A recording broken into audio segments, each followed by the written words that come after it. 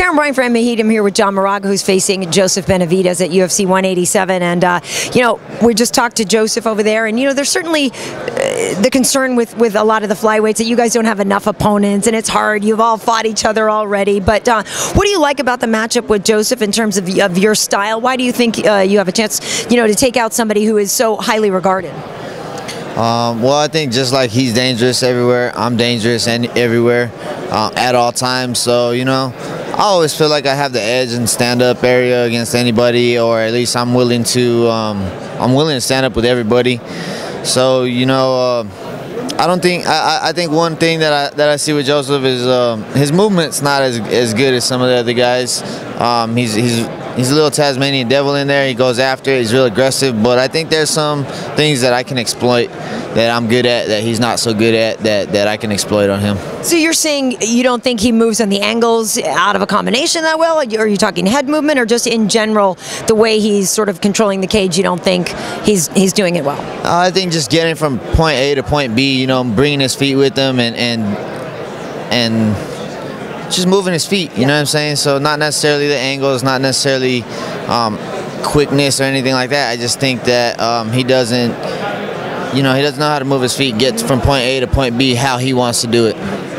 So listen, obviously you were supposed to fight Formiga, and that fight got, you know, bagged, and you had Willie Gates instead. Was that frustrating to lose an opponent who, you know, is ranked and named, and that was more high profile? It wasn't. It was more frustrating that I didn't have the respect that they couldn't keep me on the main card in my hometown. Yeah. That was what the more frustrating part was. And so, did you want to go out there and really make this man suffer to pay for that fact? I mean, you know what I mean? Did you have a conversation with Sean and Joe about that after? No.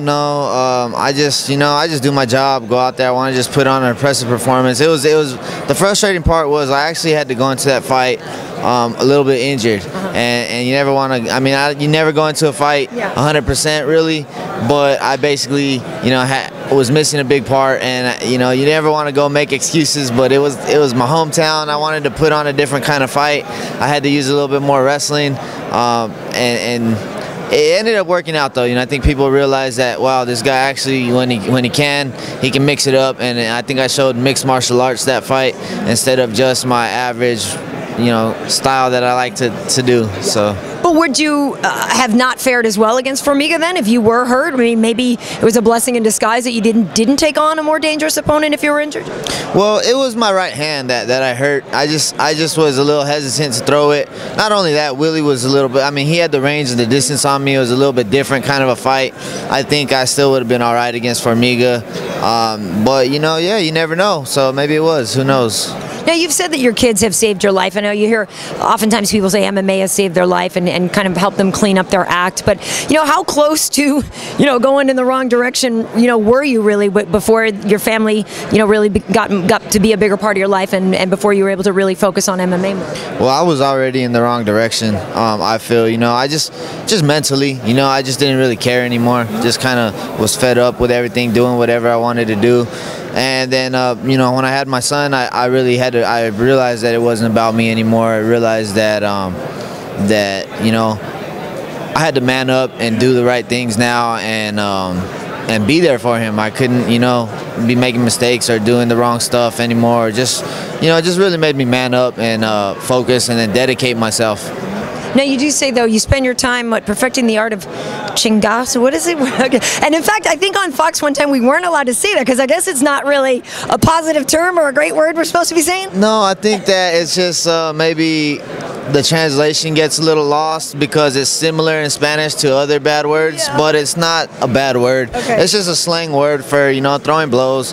You go on the, you know, in the neighborhoods, you know, two people are fighting, they threw some chingasos, you know what I mean? That's all it was, but it's the beginning of the word sounds similar to other cuss words in Spanish, but it's not really a bad word. All right. But you're perfecting that. You're a throwdown artist. Well, yeah, that's what I do, man. I throw the fist. I like to fight. I like to make it exciting. Really, to be honest, the whole point behind that and my style is I'm trying to make some money. Yeah. Give me some bonus money. That's what I'm going in here to do. So that's why I get frustrated when I go out there. Sometimes the guys is outsmarting me. They don't want to throw.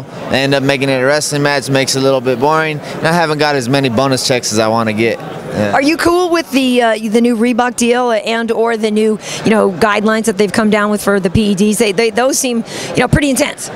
Yeah, the Reebok deal, we'll see how that plays out, man. So I don't know all the figures and all the details behind it.